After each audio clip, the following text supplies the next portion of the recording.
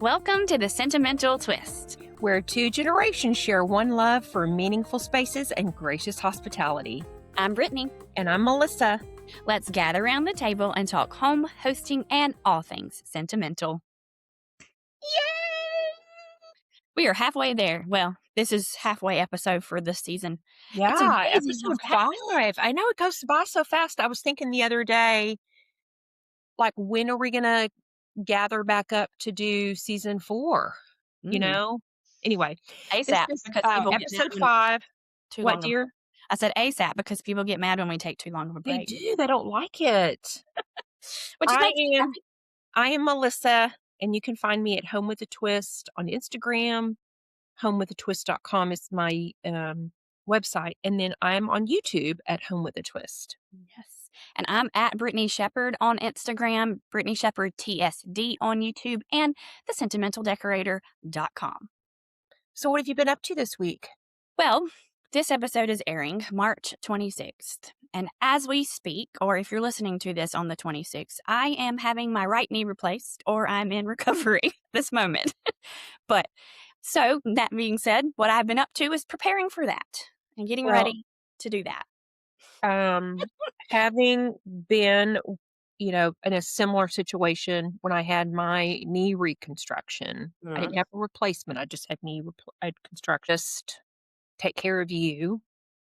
You're the only thing that is important right now. Nothing else matters. And I know you've got a good support team. Yes. And I know you have a big circle of friends that want to support you. So yes. If anybody wants to send goodwill blessings to Brittany, send us an email at thesentimentaltwistpodcast@gmail.com. Yeah. It's been a long time coming. I probably needed it 10 years ago, but my doctor said not until you're at least 40. And so, yeah, he told me after the first set of x-rays was, you get around pretty good for someone with 80-year-old knees. And so it's time. I always said my body is older than I am. So it is time to have a new knee. I wonder why he set 40 as the age.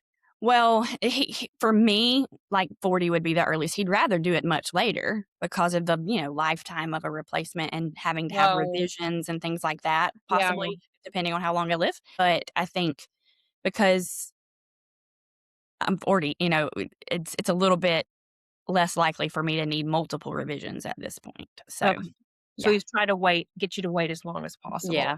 Mm-hmm. How about you? What you been up to? It's cold here today, so I have on a sweater. Getting ready to celebrate Easter. Mm-hmm. We're going to talk about today. Yes, lots of good Easter things. My nibblings will be coming for Easter, and Aunt Peggy, and so we're going to dye Easter eggs and all the things. So I'm looking forward to planning my menu, which I'm going to talk a little bit about menu. We're going to talk about menu today, actually. Okay, that's fun. Okay, let's do it. Yeah. Okay. Before we get started, though, I want to show you my drink. Oh, how cute! Until because it may melt by the time we talk about what this is. I love it. You will love it. Let me just say, it's got one of your favorite things in it. I can't wait. Okay, ready for segment 1? Yes. All right, segment 1 is Easter and sentimental memories. So we're going to talk about an Easter with a sentimental twist. Yeah. And the memories behind Easter that we have, meaningful traditions, and simple ways to host Easter gatherings. So what does Easter feel like for you emotionally, Melissa? Do you have anything about that? Yeah, I feel like Easter is almost kind of like another new year. It's new beginnings. Obviously, there's the religious part of Easter for many people who celebrate Easter, Passover for our Jewish friends.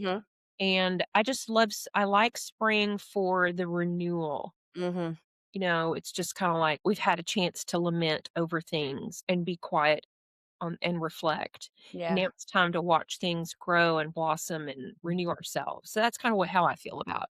Yeah, and I kind of think about gratitude. We always focus on gratitude for Thanksgiving, but I feel like Easter is also a great time to be thankful, especially because if you are a believer and faith is a part of your Easter celebration, I'm grateful that I don't have to be perfect to earn love and forgiveness in the sight of God, because the only perfect person took the place for me, and I'm grateful that even though I'm still imperfect, I'm growing and changing and becoming sanctified in Christ, and I'm already loved enough to be redeemed without being perfect. So I'm grateful for that. Yeah. That's, you know, but yeah, I love that about renewal. I feel that way too. I feel that way about spring because everything's popping up and blooming and like the whole world is new Fresh. in a way. Yeah.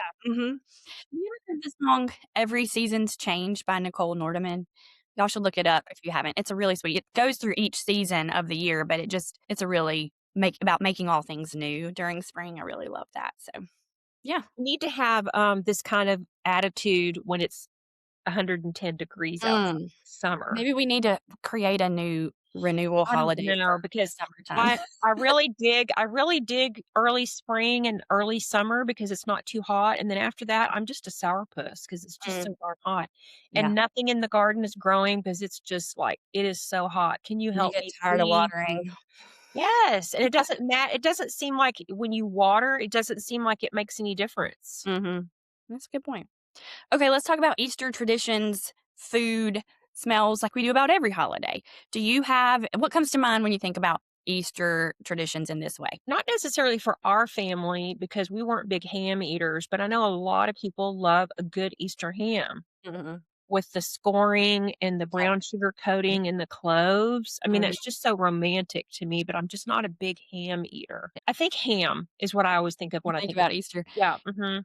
For me, my tradition growing up, I grew up in a little country church, all families that are generations that go to this little church on a dirt road in Southwest Georgia, and my grandparents went there, great-grandparents, that sort of thing, but we have a sunrise service every year, and I still try to go Mm, back, mhm. and it's not at sunrise anymore, we've kinda pushed it back a little bit, but we have the Easter service, and there's sometimes a play or a Easter program, and then we had breakfast on the grounds, like, Ugh, big breakfast, and that is one of my favorite memories because that was, like, the best day, like, all the ladies brought their breakfast casseroles and, cheese grits, things like that, so, I still try to go when my brother and his family are celebrating Easter here and not with my sister-in-law, her family up near Atlanta, so, it's still a tradition, that sunrise service, even though it's not quite a sunrise anymore. yeah. Do they have Yeah. donuts and coffee when Oh, you yeah, visit with everything. there? I Yeah. mean, sweets, savories, all the good breakfasty things that we talk about that we love so much. So, did Easter feel different as a child versus now as an adult when you're, like, hosting or Oh, sure, because, participating? Oh, yeah. when you're a kid, it was all about what did the Easter bunny leave you, Yeah. and my mother always bought me a new dress to wear, Mhm, same. and what I remember most about my outfit is that it was still a little cool, Yeah. so she would make me wear those patterned hose, Uh-huh. and they were never long enough, and the crotch would get like, halfway, It's the and worst. I'd be like Mama, I just can't I can't, and she'd be like, "Where just make it work." And I Make would it just be like, "Ugh, I don't like these." and you always had to have a little white sweater for your Yes, or your little cute little cardigan. you Did had, you like do gloves? We did not do gloves by the time I don't know if I they were don't think she made yeah, me wear gloves, yeah. A but lot of people definitely I did. had a new purse, new pair of shoes, a new dress, and tights from last year. Mhm. I Why love did she that. why did she not buy me new New tights? I don't tights. know. New What I about always did a new you? Easter dress too. New Easter dress, and because we had the big breakfast, we didn't do a lunch. We would go home and take a nap. Typically, we would have in our Easter basket a new VHS tape, you know. So, Ooh.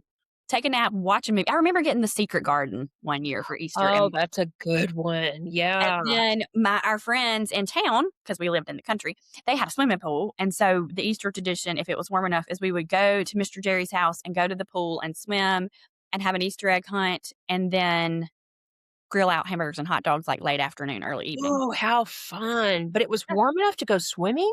Sometimes, Gosh. or either we would just force it because we wanted to swim, Is so Mr. Jerry still alive? oh, yeah, he was the mayor of my town for a long time. Well, I think does he still do an after Easter I don't know, he moved, he doesn't cookout? live in that house anymore. Okay. I don't know that he does that anymore, but Mr. Jerry it was always fun, and all the kids, his kids, we would always run around and play, and it was always just Oh, really sure, and have a big Easter egg hunt out on the grass. Mhm. Yeah, Yeah. it's fun. Yeah, we had a great time. Alright, so, okay, I think I just shared my Easter Yeah, memory. Do so you now it's my turn. Yeah. What is your most well, you may have just said it, your Oh, most I have another one too. vivid oh, you do? Mhm. Okay, what is your most vivid Easter memory as a child? Okay, this one is kind of sad in a way, but not really. But so the Easter that I was diagnosed with my kidney disease, I think I've mentioned before that maybe not. I don't know. Okay, so when I was 10 or 11 during spring break, I was at dance competition in Atlanta and I had a headache that would not go away and it was a bad headache. And I had a regular appointment with my pediatrician during the week of spring break and they wouldn't let me go home because my blood pressure was so high. So that's when I was admitted to find out eventually. I stayed in the hospital like a week that I had kidney disease. And that's what the blood pressure was a symptom of or whatever.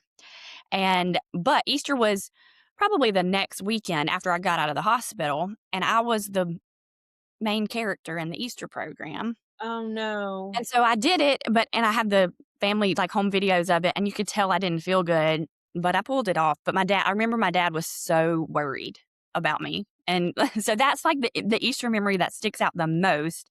Yeah. Because daddy, as soon as it was over, he was like over there, like checking my blood pressure and all the things, making sure I was okay. But I did a good job, but I wasn't 100% for sure. I bet that was scary. I bet that was scary for your parents to find that out because Um, especially as a young girl, mm, you had your whole life ahead of you for that darn kidney. yeah.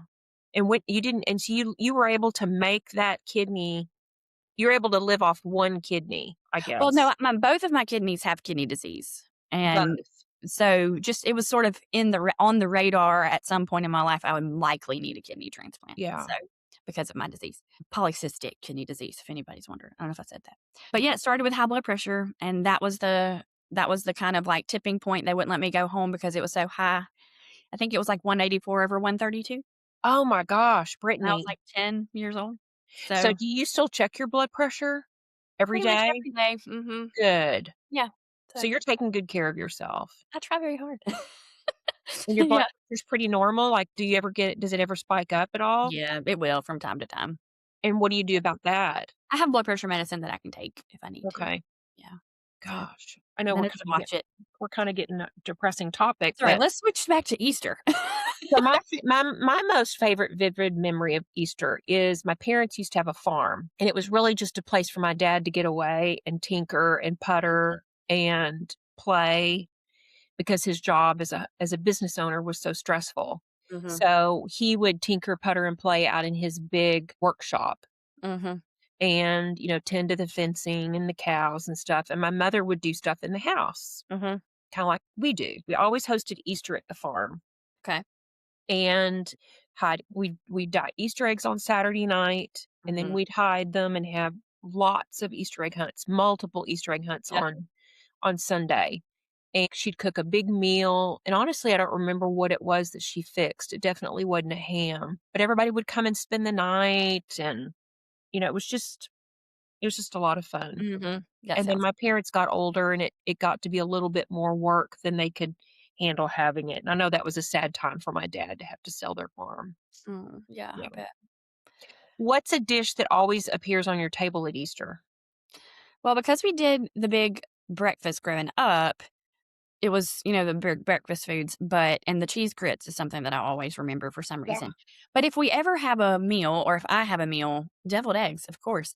And I Yes. love to make the deviled eggs from the dyed Easter eggs because they're just so cute. Oh, I know. You know Cute. what? Deviled eggs are the most underrated appetizer. I agree.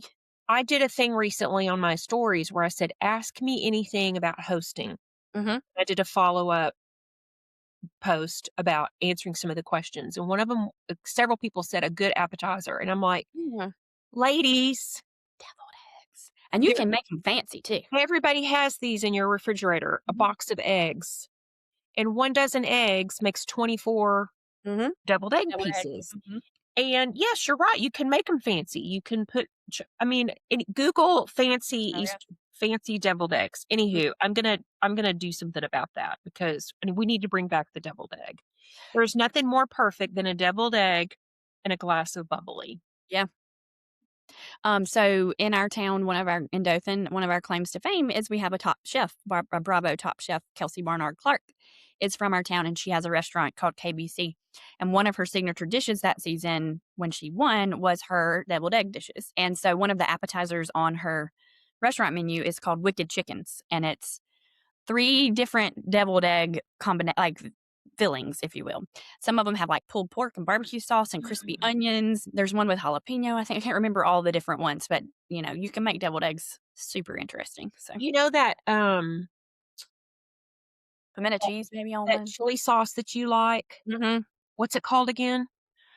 Which one? Oh, well, all the chili sauces. They're in I love the in a little jar. chili onion crunch or whatever, chili Chili crunch. onion crunch. Mhm. That would be good. Just a little On top. drizzle on the top Yep. with the crunch in there. Oh my Mhm. god. Mhm. Oh, okay. We gotta stop this. We always do this So with food. yours is deviled eggs. Yeah. What Mine about that yours? always appeared on the table would have been probably what always appeared on the table is my mother would make a lamb cake. Ooh. And I have the original The molds. mold. Mhm. Yeah. And she would put coconut on it. And that was the one and only time we ate coconut because Coconut. Your none of dad us didn't like it. my dad loved it. Oh, your dad loved it, but nobody else liked it. That's right. No, and because he was outvoted, he never got it, but so that was just the one time that she would bring out this beautiful lamb cake that had the 7-minute icing that Mhm. I don't really care for, but I was too little to be discerning about my Mhm. cake back then. It's that real whipped marshmallowy kind of frosting, and so the lamb would just have these peaks. Fluffy. Oh, Mhm. just look like a big thing of meringue. It was just gorgeous. I love And that. she'd bring it out on her white, um, milk glass cake Mhm. plate Mhm. with Easter grass around it and jelly beans. Yeah, Oh, cute. that was always our centerpiece. Yeah, I love that. Okay, did your family host or attend? Well, So back to your thing, you as a would go to kid, Mr. we Jerry's. yeah, we would go to church and Mr. Jerry's growing up for the most part. But now every now and then there was a weird year or so, but my grandmother would host and we would go. Ooh, Grandma So, Ella? Granny Ella, the cook. I have an apron of hers that says it's embroidered. It's a blue jean with red embroidery, and it says Ella's the chef. Oh, I So love that. What would Ella always cook on Easter? we would have probably a ham, all the fixins, I can't even think. But peas, butter beans, cream corn, all Oh, the things. butter beans. I love butter beans. So, it was very rare for us to have an Easter celebration because of the way we did church, Yeah.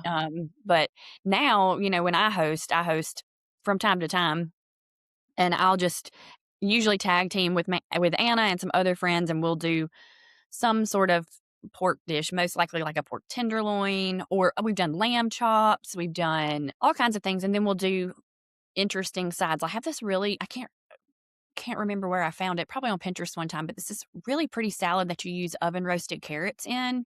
You toss in the oven roasted carrots so they're kind of caramelized a little bit in the salad, Yeah? and that's really good. Yeah, and just kinda we just throw things together, whatever we're feeling, but we always have deviled eggs, so, yeah. Okay. Mhm. What tradition stuck with you into adulthood? Go into that sunrise service when I can. Um, that's really probably the main thing. Yeah. I mean, we Mine just mine yeah. is I still try to well, there were 2 things that my mother did, and I'm gonna reshare this for this year to give for anyone who's new to my social media.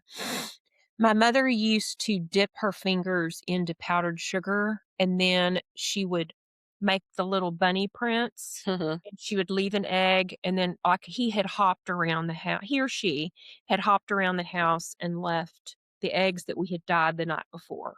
Cute. And so when you would put your fingers on it and if you put your, into your mouth, you would be like, "Oh, the bunny's prints were really sweet." Mhm. So I still tried to do that when Phoebe was little, Mhm. but, still, the child is 26 and gets an Easter basket, still. Mhm. Mm. And when she was little, I made her Easter baskets themed. Like, one Mm. year, it was all rainy day stuff, boots, an Yeah. umbrella, a raincoat. One Mhm. year, it was swimming, a new swimsuit, Mhm. goggles, Mhm. so I would have to say now that she's not living at home, I don't do the Easter tracks, bunny tracks, but I do try to still give her a Easter basket. It may Mhm. not be as elaborate. Right. I Mhm. found some cute ones at CVS. They're Peter Rabbit, and he's beautiful, and he's got his hands around a basket. Cute. It's Oh, really I may rabbit. get those for my niblets, I'm not sure. That was my nursery, Peter Rabbit, and my brothers. But Mhm. So, okay, so that's hey, our Easter, um, traditions. traditions. Okay, so now let's talk table. Mhm. Mm. This is Easter your tables, yeah, tablescaping, and ideas for getting creative for your Easter tablescape. And I have some show and tells. But first, let's talk about sentimental Easter tablescapes or just sentimental tables in general. Pretty is wonderful. I love pretty. Everything's going to be pretty. But sentimental means that the pieces on the pretty table actually mean something to you. They have a history, they're part of your story. So for me, that might be using the dishes that belong to my grandmother or a platter that I thrifted and really love, or that reminds me of mom. I have one that I got, and it's actually a silver little tray and it has etched tulips in it. And then the handles are carrots, and for some reason, that reminds me of my mama. I don't know why, but it does. Or, like a dish pattern that you've collected over time. For me, that's Port Marion Botanic Garden. I started collecting that myself and continue to add to that collection. So those pieces kind of carry memories. And when you put them on the table, they become part of the gathering too. The story becomes a part of the gathering. And so when I think about an Easter table, I try to focus on making it more about being personal and seasonal and not just perfect and pretty, even though it'll end up being perfect and pretty because it tells your story. So right. I often use the same formula that I use when I decorate, which is my sentimental style formula: something living, something sentimental, and something that glows when I do a tablescape. So I like to use what I have that is meaningful, which oftentimes for me, that's dishes. I Yeah. love to mix and match patterns. I brought some show and tell. So if you're watching on YouTube, if you're not watching, you need to watch. Which for those of you who don't know, when you filled out the survey, we found out the majority watch Mhm, because they love to see our faces and they love to see the show and tell that we do. Okay. mhm. Let So me when I ask Can I ask you a quick question? You yeah, mentioned your grandmother's china. What pattern is that? I'm about to show you. Oh, yes. Okay. Okay, so I like to mix and match, like, old and new, dainty and bold, a little bit of an eclectic mix. So this is my grandmother's wedding china, and it is Haviland Apple Blossom. It's Haviland? Yes. Oh, I was like, "Is it for sure?" It is. So it's Haviland Apple Blossom, and it's hard, it's kinda it's doing a weird beautiful. glare. And what year were your grandparents married? 1950. Wow. And so I like to add this sort of bold Yeah. bordello. This is it's a pink, I don't know what it's called. I call it a bunny plate, but there's no bunnies on it. It's got carrots and Cute. cabbage. I Yes. think these are probably strawberries. So Oh, it's like a little carrot patch kind of yes. theme. Um, and so I like that plate stack. I think that's pretty fun because it's a little bit unexpected with the I dainty love it. pearl and the more bold, chunky bordello. Yes. And then another pattern stack that I really like that's not your Easter colors necessarily. I mean, that's your very traditional pastel. You can use all the Easter pastel colors with the Haviland and the bordello. But I like blue and green Me too. together. And so this is my mom's Spode, it's upside down, Spode St. Catherine's Court, Jane Seymour, St. Catherine's Court pattern. I want to say she probably got this at Dillard's like in the early 2000s, maybe. I don't really know. And then I like to mix it with cabbage ware. And then this to me is great to add the carrots as part of the decor, like doing a centerpiece with the carrots and down in the vase. Have you seen that where the orange carrots are in the vase and then the greenery from the carrots flow out and you can mix in flowers? And then I have Yes. some little not floral, fabric carrots that I incorporate in the napkins in the silverware and napkin ring situation. I can't words are escaping me. But I love to sort of do a little unexpected, and I love a little bit of whimsical on your tables.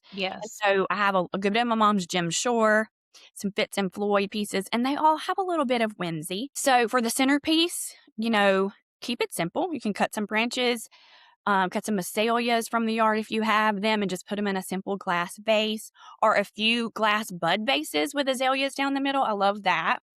I also love like pots of African violets down the centerpiece. Like just they're just so dainty and Can cute. you grow African violets? No, I have to buy them from the store and keep them inside. But And do they live? yeah, I've got some that I got last spring that are popping back up, or like they're in pots. I And keep they're them. blooming.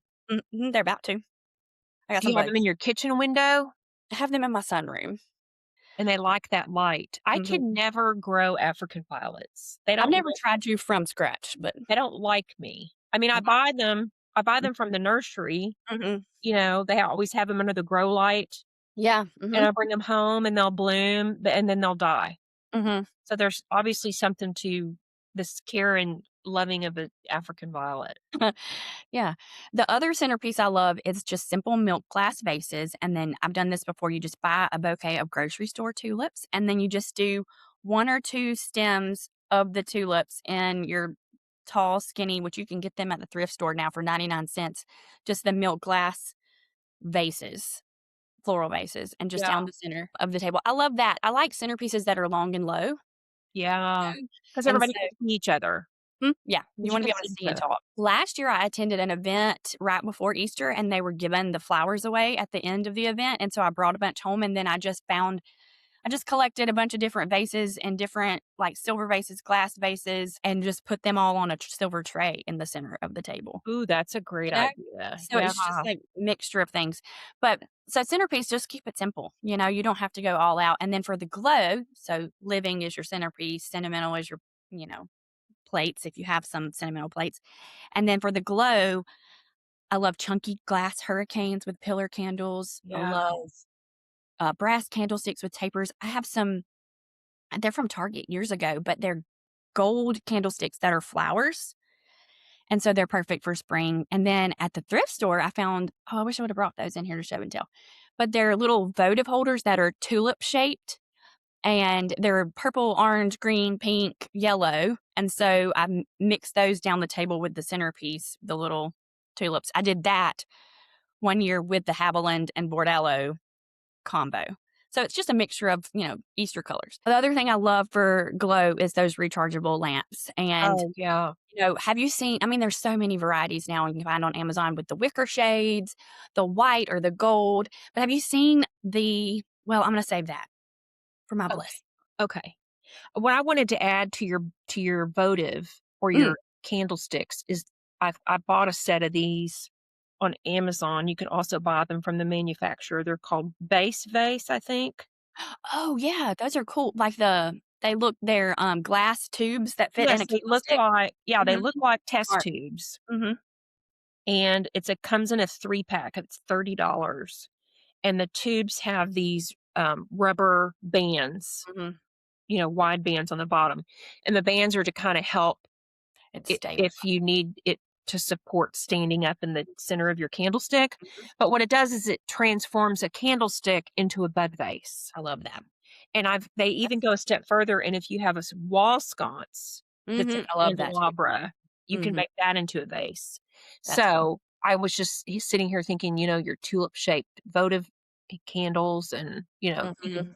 you could pretty much turn that into a Yeah. tablescape, so I love all those What's really ideas. cute Easter tablescape things is Anthropologie, which they're gonna be a little pricier, but they've got such cute, like, candlesticks for Easter and table, like, decorative things, like cute little wicker rabbits, and they have always such cute home stuff, Anthropologie. I usually wait till it goes on clearance, though. Well, and you can also look at that and get Oh, inspiration. yeah. You can Mhm. find things like that somewhere Mm. else. There's always a cheaper brand. Yep. Mhm. Um, there's a new app I found and I put it on my phone, but I didn't pay for it. It's called, and you may already know about this, it's called Global SKU. No. You can take a picture of it and it'll tell you a lot of people are using this when they go to Goodwill. Uh-huh. They see something that they think is of value, you can scan it. Will Mhm. give you what it's selling for on Interesting. eBay, Etsy, and all that. You do Oh, have to pay for it, so I didn't do that, but you could do that's that when cool. you go into, like, Anthropologie and you see something, like that, you Yeah. kinda go, "Well, where else could I find it?" Mhm. I love it. Those Oh, are my Easter sentimental tablescape ideas, though, but I it doesn't love have to that. be elaborate, a simple Yeah, meal, simple table with just some, sentimental touches that are seasonal, and absolutely, and the sentimental touch could just be your grandmother's linen tablecloth. oh, yeah, I didn't even think about that. I have some really cute Easter linens, some that were my grandmother's, some that I thrifted. You can find stuff like that now in the thrift stores a lot, so Absolutely, and at estate sales and, estate sales, yeah. you know Yeah. Okay, let me share some of mine. Okay. So, a garden table, I did this last year where I Ooh, took a lot of faux herbs that I found at Target that okay. were already in the pots, and then I made little you can go back to my social media and look at it from last year. I took little, paper bags, Mhm. gathered around it to make it look like I had just bought 'em at the Uh-huh. garden center, and I put a bow, and then I have a free set of tags on my website that are Alright. have Easter images and gardening images, and I had found at Daiso, I don't know if you have a Daiso, Japanese dollar store, placemats that were faux grass. That's cute. So I put those down. And I don't know, I had other bamboo flatware, and I think I did faux bordallo, cabbage, uh, Mhm. salad plates on top of my regular china, and then I put all of my Easter bunnies in the middle with all of the herb, and it just Love looked it. like, it was supposed to look like Peter Rabbit was in his garden Mhm. getting ready to munch down on all the stuff that Mr. McGregor had. Very cute. So, Yeah, I this love year, I that. think I'm gonna take that giant bunny that I have and spray paint him brown to make him look like a chocolate bunny. Okay. So that's a project that I've got on my list for this week. A sweet little vintage pastel table. I mean, there's nothing sweet than, like, having it be all yellow or yellow and green, but like baby yellow, Yeah. like Easter chick yellow Mhm. and soft pinks Pink. Mhm. and greens and blues. I think Mhm. it's a sweet little if you had like a gingham tablecloth that was maybe Mhm. green and white, and then you put down soft green or soft blue dishes, I think that would be really pretty. Yeah. And then natural, just, Yeah. a pretty white linen tablecloth, which you can find easily, Yeah. white dishes, and spring flowers. Love it. And then you get out all your white platters and your milk glass, and you just let the food and the flowers be the star of the show. Mhm. I love it. Great Yep. ideas. Okay, so we're moving on now to your favorite, and I'll start first. I'll ask you the questions. This Okay. is a segment called Porch Talk Speed Round, where we fire off quick questions, share even quicker answers, and let you peek behind the screen door to see who we really are. Okay, Yes. Mhm. 5 questions. Okay. Favorite Easter candy of all time now and as a child? Okay. Forever, it's sweet tarts, chicks, ducks, and bunnies. I'm a sweet tart kind of gal. And back when I was a kid, they were large. They were like an inch or an inch and a half. Now I don't find the big ones anymore. They're just the teeny ones, which Yeah. they're fine. But they were always in our Easter basket along with the malted chocolate ball eggs, which I really like. But I love the sweet tarts because I would just eat too many of them and they'd make my tongue raw. Mm. I don't know, it's just a memory I always have. I wish I could find the bigger size, which I probably shouldn't because it's probably not good for you, but I always buy the little ones even still this year. Okay, so During that would be your favorite candy still now. Mhm, mhm. Okay. Chocolate bunny. What do you eat first, the ears or the feet? Ears. Yeah. Mhm. I don't know why, but ears. I Do you don't apo usually eat one though. I don't know. do you It's not apologize before you take a bite and say, "I'm no, sorry"? No? no. You just figured, he knows he's going in. Pastel color you secretly love decorating with? I don't think I'm secretive about my love for color at all, but But you don't do a lot of pastels, though. yeah, I don't do a lot of pastels. I have sort of, the blue, but it leans more turquoise in some regards. But I think I don't know if I could pick one. I love them all, especially with Easter tables, maybe yellow, Mhm. because I don't do yellow a lot otherwise. So, Yeah. Okay. mhm. Carrot cake or coconut cake? So coconut, but do you know Italian cream cake? Yeah, I do. or as my grandmother called it, Italian Italian, cream cake. Italian dressing, Italian cream cake. Yeah. So it's a southern layer cake. It's got pecans, coconut, almond extract maybe, is that what it makes? But it's got a light crumb. I don't know. Yeah. It's You really probably really like delicious. hummingbird cake too, don't you? Oh, I do like hummingbird cake, yeah. Yeah. And I wasn't a coconut person as a kid, but it's kind of an acquired thing that I've really kind of done. But yeah, so carrot cake is fine, but I would prefer the coconut or Italian cream cake. So, Okay. the cream cheese frosting. And then what's one thing you always put in an Easter basket? Well, sadly, I don't really create Easter baskets because I don't have any kids, but I would put those sweet tarts because our Easter bunny always puts sweet tarts in our basket. And we always got a new bathing suit. You mentioned that you did that for Phoebe one time, but I think it was because we were going to the pool that afternoon. Oh, We yeah. always got and it Right. was always either right it was our spring break as a kid was always planned after Easter, no matter when Easter came, the school I Yeah. went to. So, like, Easter would usually be the first weekend of spring break. So, after Easter, we would be going to the To the beach pool usually. and to the beach. Mhm. Okay. So, we always got a new and a VHS tape. So, I guess can't do that now, but, a book or something. So, Yeah. You could always do Easter baskets for your nibblings. yeah, I mean, I have done them for them, just like smaller, not extravagant. Like when they come to my house, I've done Easter egg hunts here or not here at my old house from time to time and would make a little Easter basket of fun things for them. But it's never big because I don't want to outshine the Easter bunny. Well, yeah. So, I think uh, it yeah, well, the Easter bunny is who would leave the basket. right, Yeah, you didn't, right. but you would add things to it, and so you would give the Easter yeah. That's a good point. Now, are you ready for the questions? Yes. Okay. So, what's your favorite Easter candy of all time now and as a child? I'll tell you what my least favorite Easter candy was, and I don't know that they do them so much anymore, but do you remember they were marshmallow eggs, but not like chocolate marshmallow eggs. They had a really hard, Oh, usually bright colored coating on the yeah. outside, and you'd bite into it, and it was like a solid, Yes. sugary, Yeah. marshmallowy, I remember. I don't. nasty, Mm, and they're, like, cheap. yeah. They're in little plastic bags, and you just would, litter the lawn with them. Yep. I hate those, and I would get those in my bag. I also did not like chocolate marshmallow eggs. Okay. Didn't like those. I was not a fan. And there Hmm. was a really sweet couple that were childhood friends of my parents.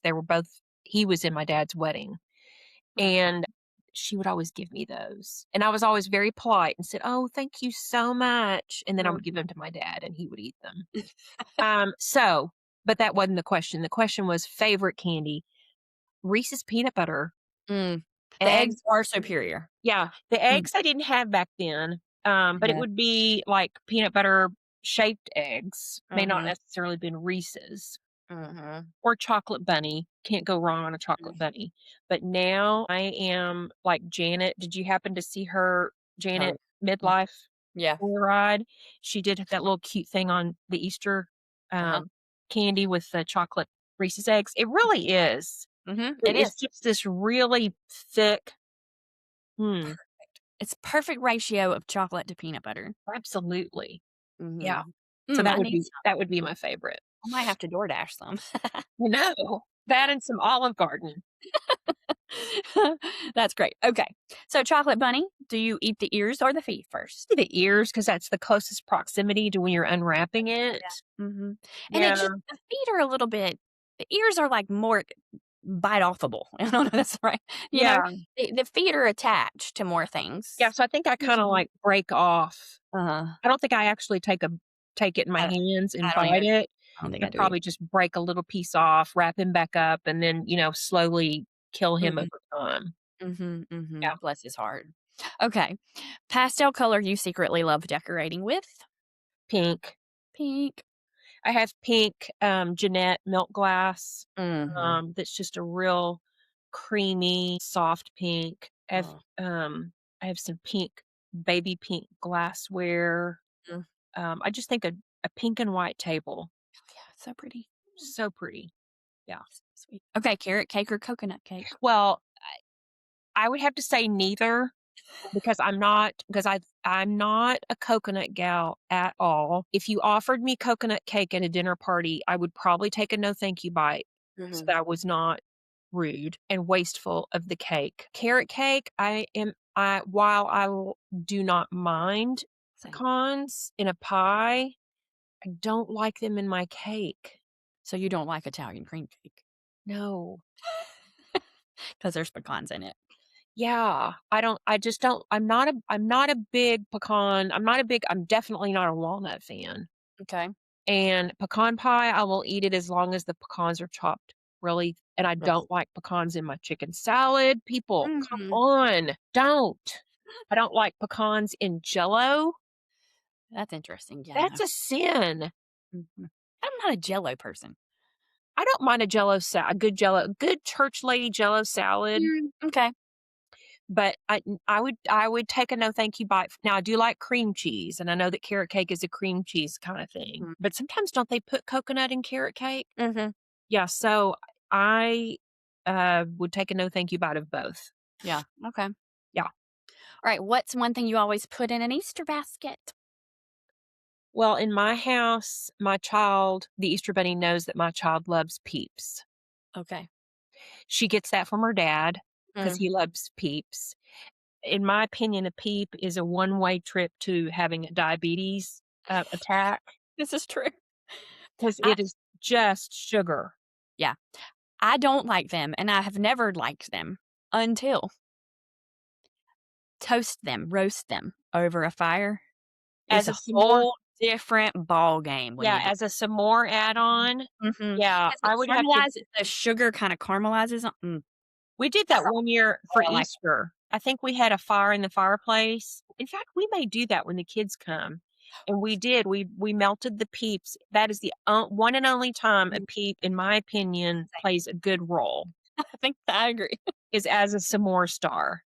But Yes. other than just I would never in a million years just sit and watch TV and eat a Peep.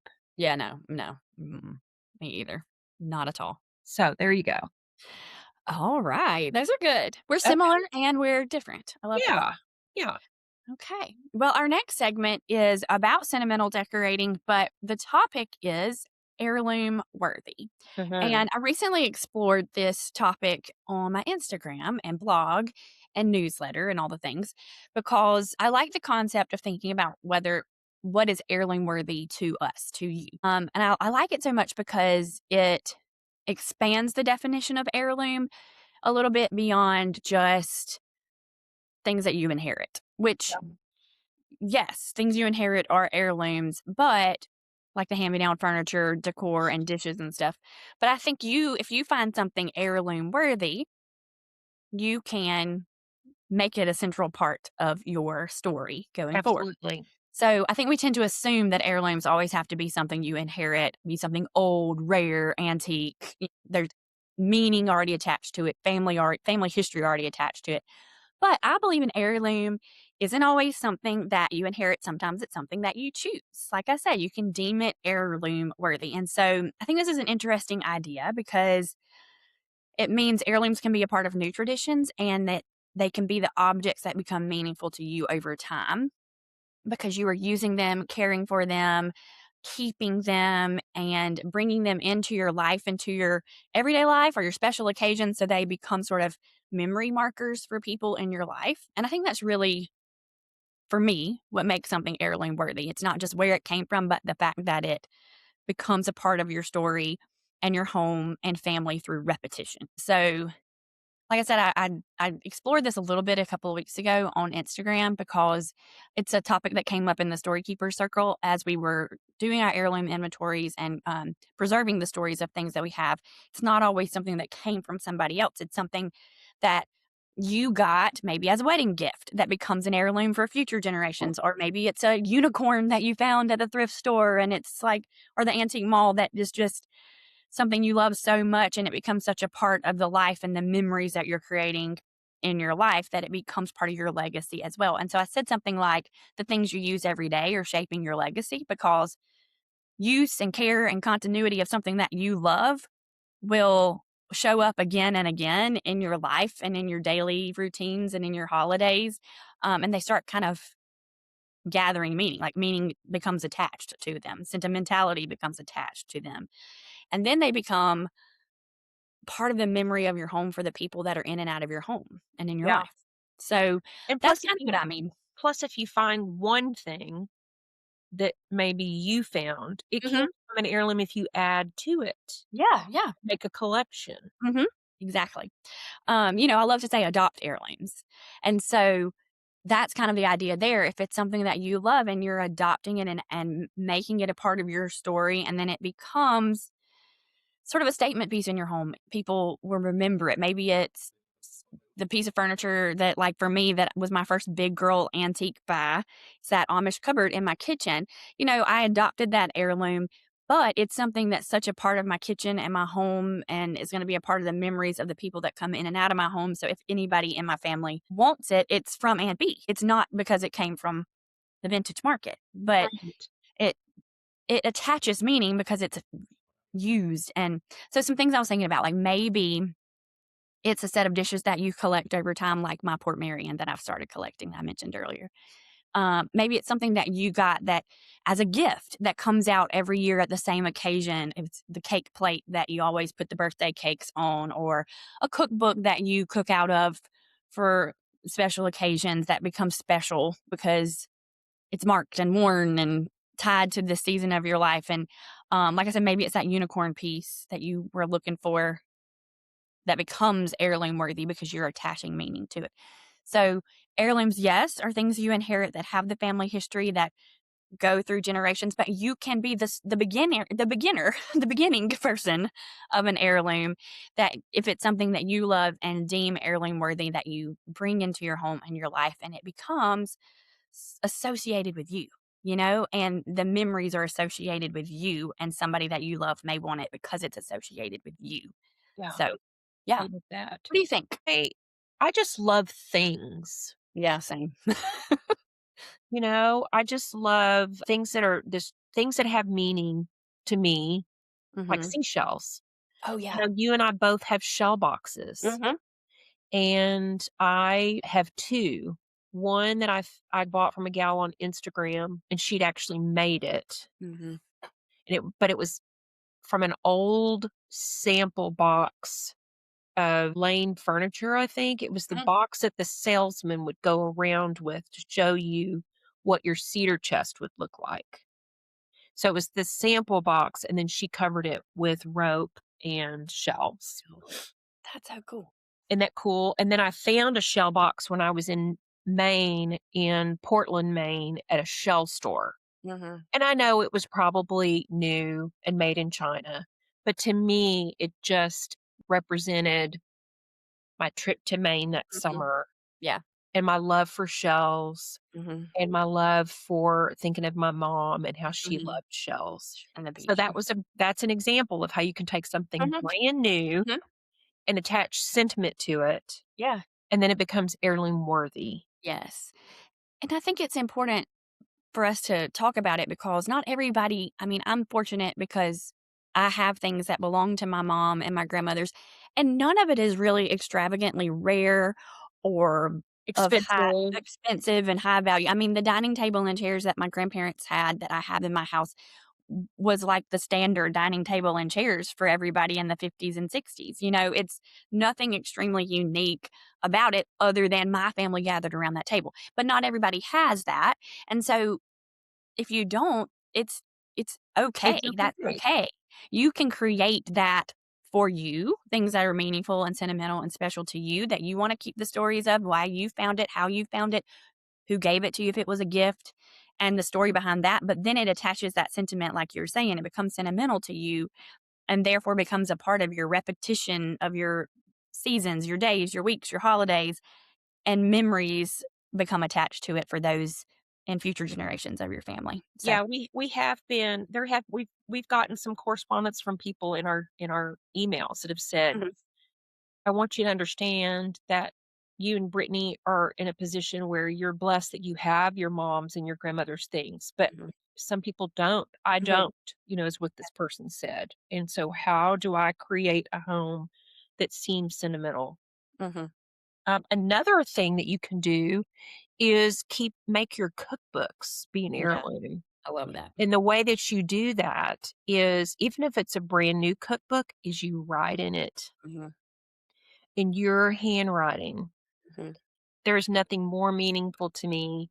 When Phoebe was born, every month of her first year of life, I baked a birthday cake to celebrate her being 1 month old, 2 month old, 6 month old, all the way up to a year. At the time, this cookbook called The Cake Mix Doctor was Oh, a yeah. popular book. I bet your mom even I probably think had I this. remember it. And so I would go through and I would pick a cake that I would make. And basically, the cake mix doctor everything started with a box mix, and then you would add things to it. And I was looking through it, not recently, but not too long ago, and my handwriting Mhm, of with the date of mhm, so she was born 2/12/2000. So let's say it's 3/12 mhm. 2000. I would Aw, write, I made this cake for Phoebe's 1 month birthday. aw. So, you can make something sentimental that's brand new Mm, by personalizing it, yeah. by collecting it, by making it prominent, by sharing its story of why you love it. Mhm, And that's how you can carry on mm, tradition. So, yeah. I love that. okay. So now we're going to move on to Blessed. I had to share it where we share things we're loving right now. And I know you're super excited about what you've got. So why don't you just go first? Okay. So I kind of was gonna talk about it in the tablescape thing about the rechargeable lamps. Okay. Yeah, but you stopped yourself. But I stopped myself because I didn't wanna get the cart before the horse. So I have these rechargeable lamps. These are from Amazon and they're black, but they come in all different colors. And I kinda wish I had a white set or maybe a gold set. I have the little stick gold ones, but you really need one like this that has the shade for what I'm about to show you. Have you seen these Did you add-on paper shades? No, where did you find So, those? okay, that's the thing. I I found a well, let place. me let me say they do have some on Amazon Okay. that are like our companies that we love that do hand block, Yes. like the Cotton Print Club and Ritty. Pretty. They have But both started with covers. yes, but those are fabric. Right. Right. So these are just paper and you fold it over and it has a adhesive tape thing and you stick them together. And this one has the pink bows with green lattice. Those. And this was hydrangeas. Okay. So Oh, I got these from a local gift shop and it's Two's Company. So I thought surely there would be some on Amazon because there's a ton of Two's Company. I could not find any today when I was looking, but I did find a few places online that I'll link in the show notes where you can buy them online. But check your local gift shops and boutiques that carry this kind of stuff because yeah, they're Two's super Company's a cute. pretty popular and that Mhm. one with the Yeah, bows, wholesale brand. and it Mhm. looks like I know it's paper, but it looks like it's like Yeah. rickrack. It's like a cardstock, very thick, Yeah. and they just fold around. I love the little hydrangeas. They fold around and then they just slip on top of your rechargeable lamp that you have. Yes. So you can change the look up. Yeah, and so I had a few at Christmas and I have these black ones. Oh, well, for now they're right by my either side of my stove, but they move around all the time. And so I put a little Christmas one on for the Christmas season. But I just think it's a fun way to dress them up. And so I'll link what I can find online, but check your local boutiques and shop small for these. Well, it So, looks like Bobby's shop.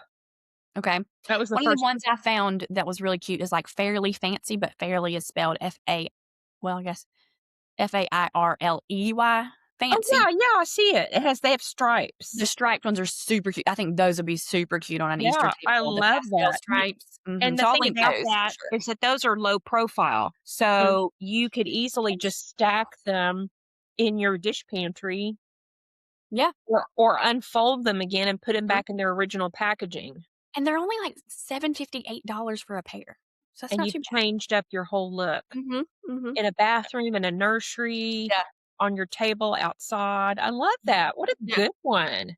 So and then it can kind of if you find one, you can kinda build a tablescape around it, like Yes, so if you do use them on your tables, so I love that. I love the Okay, striped ones. I'll link the striped ones. I know those are available those are online. adorable. Okay, so mine is my cocktail, and I'm Yes, glad I showed it at the top of the show look because at I've been you already halfway through. mhm. This is a mocktail, Mm, but I think you could easily add gin or vodka. It's a key lime shamrock smash. Say that 5 times Key fast. lime shamrock that's hard. Key lime shamrock smash. Yes. Does it have bubbly water in it? Okay. That's your favorite. Mm, It doesn't I love have lime. it doesn't have the lemon LaCroix, but it has key lime I love LaCroix. that's probably my second favorite LaCroix flavor. Okay. So I was trying to find something that I could serve as just a fun little cocktail for St. Patrick's Day. Mhm. I'm not a big celebrator of St. Patrick's, but a Yeah. green cocktail, why Yeah. not? So I got online and got on Pinterest and looked through all my cookbooks and I couldn't find anything. And I thought, you know what? I'm sure LaCroix.com Yeah. has a website with Mhm. recipes. So this Mhm. is the recipe. You take 10 basil leaves, Mm. and this calls for honey syrup, which is basically like simple syrup, but it's honey and water. Uh, I think if I were to do it again, I just would do simple syrup because it's a whole lot easier. easier. Honey syrup is basically equal parts honey, equal parts water. Mhm. A half of a kiwi that you've peeled and cubed, half of an ounce of lime juice. And I didn't do it today, but I do have edible gold leaf glitter that you Mhm. can put around the rim as Cute. the leprechaun's pot of Uh-huh. gold. Pot of gold. Yeah. So what you do is if you're going to do that, you would take your honey or your simple syrup and you'd put that around the rim and then you dip your glitter in there. Mhm. In a cocktail shaker, you add your basil leaves and your honey or your simple syrup and you muddle firmly to release the basil leaf oils. Don't tear the basil, but just compress it. Mhm. Then add your kiwi and muddle until it's all broken down. Well, the kiwi's broken down. Mhm. Add coconut water. I think I missed saying coconut water. Lime juice and ice, and you shake for a really good 30 seconds. And I learned this from Ina Garten is that you never want to put cold ingredients into a shaker with ice because it'll Mhm. cause the ice to melt. Oh. So you always want to start with room temperature lime, room temperature coconut water, room temperature anything. Mhm. Add your ice and then shake Okay. and set a timer because 30 seconds is actually longer than you think Thank it you, is. miss. Mhm. And it'll get really good and cold in your hand. Mhm. Then you strain that into a cocktail glass that's been filled with ice and top with your Key key lime, lime LaCroix. which my And brother says tastes like a watered down Skittle. and then you can add, an ounce of gin or an ounce of vodka, Mhm. depending on if you wanted to elevate a little bit. But honestly, Mhm. it is really good. I'm sure it is. Yeah, that sounds great. We'll have to put that recipe in the show notes for Yeah, y'all. I'll send that to you. So that's my blessed. I had to share it. I love it. Well, it's It's time to say time to close goodbye. the show. Yeah. Gosh, this has been We a talked good about one. some good things. Yeah. Uh-huh.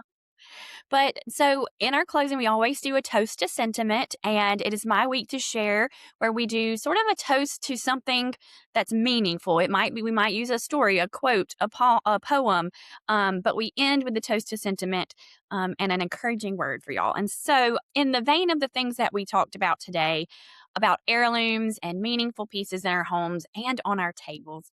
So I'm gonna come back to that. I keep coming back to this simple truth that most heirlooms don't begin as heirlooms. They begin as ordinary things used in ordinary moments. And it might be the dish that appears on the table again and again, or for celebrations. It might be the pitcher that you put your grocery store flowers in every Friday. If you do Friday flowers, it might be a recipe that shows up in special occasions in your family. It might be the lamb cake recipe that your mom used to make. Mm. Nothing about those things feels monumentous in the moment, but they just become familiar. And over the years, that familiarity becomes comfort and eventually nostalgia for the people in your lives. And one day, someone realizes that those simple objects were actually part of the story all along. And so, heirlooms gather meaning because someone decided the items were worth keeping and worth moving forward and using. And so the items you are living with today, using, honoring, sharing with people in your life, may be shaping someone else's memories. And so that makes them heirloom worthy. So we're going to toast today to the stories we inherit, yes, but to the ones we're also creating right now. So cheers. Cheers. Yeah, because I was just thinking about your mom. When Dawn bought those beautiful blue and white dishes at Dillard's, Yeah. she wasn't thinking, oh, these are going to be an heirloom someday. Right. She bought them saying, these are going to make my table look fantastic. Mhm. And I love them. They Yep. became an heirloom because they were loved. Mhm. And I love putting that into perspective. Yeah. And I think that's why so many of her things, even though they're not high value necessarily, and they're not rare or antique, a lot of them were not, but they were things that showed up in our lives that marked special occasions or marked our everyday lives. And I keep them because it brings those memories to me. Yes, we inherit heirlooms. We inherit stories, but we're creating them now and writing them today for future generations. And so what you use and love today shapes your legacy. So, Absolutely. yeah. Okay, so that's all for today's episode of the Sentimental Twist podcast. Mhm. We want you to, we love comments Mhm. anywhere, comments on Instagram, the Sentimental Twist podcast on Instagram, comments on our YouTubes, comments on Spotify, Apple, wherever you listen to the podcast. Leave a review, share it with your friends. Help us to share what we're so passionate about meaningful spaces and gracious hospitality. Yes. Share that with other people that you think would enjoy hearing our messaging. Mhm. Um, and then I'm on Instagram at Home with a Twist. YouTube is Home with a Twist, and homewithатwist.com is my website, Brittany. And I am at Brittany Shepherd on Instagram, the sentimentaldecorator.com, and Brittany Shepherd TST on YouTube. Yeah, So, it brings us so much joy to meet and to be wherever you are listening mhm. every week. Yeah. So thank you for joining us on the Sentimental Twist. Where we believe every space tells a story. And every story deserves a place at the table. Until next time. Keep things cozy, collected, and a little bit sentimental. Bye, Bye, y'all. everybody.